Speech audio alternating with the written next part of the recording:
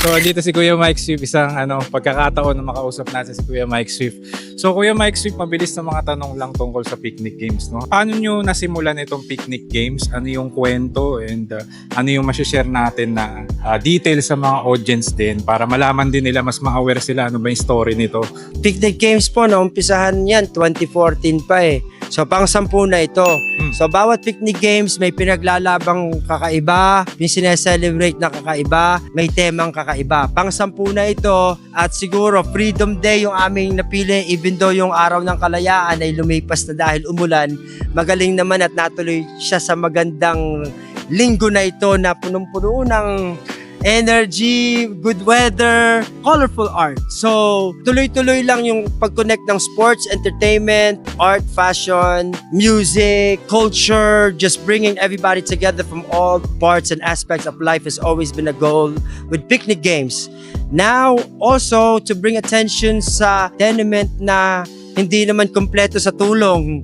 Kitang-kita naman na bawat sulok ng tenement may pwedeng maidagdag na tulong. So nakakita din ako ng mga bagay na pwedeng idagdag na maitutulong para sa pagkaganda ng buhay ng mga taga rito. Yung ipaglaban sila dahil naging kaibigan ko na rin sila is isang malaking parte kung bakit hindi na rin ako makaalis. Kuya, paano mo pala na-discover itong tenement? Tiga dito ka before o paano ba ang kwento mo niya? Host kasi ako ng NBA 3x3.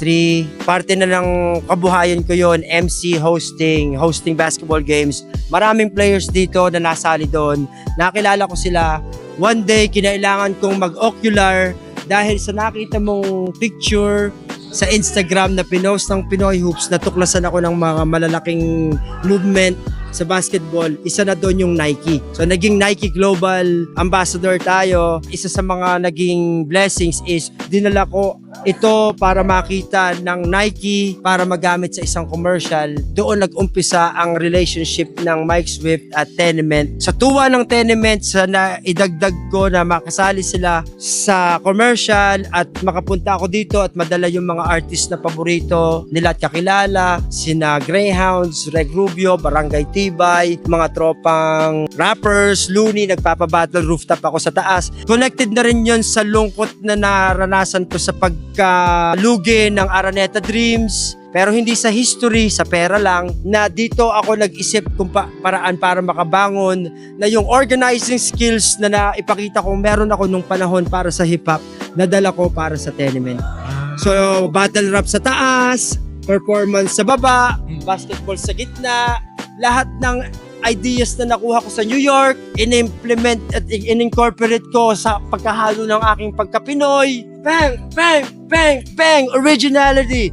Brutal honesty! Bayanihan spirit! You know, it caused LeBron to come here, bro. You know what I'm saying? Like all that. Galing, ano?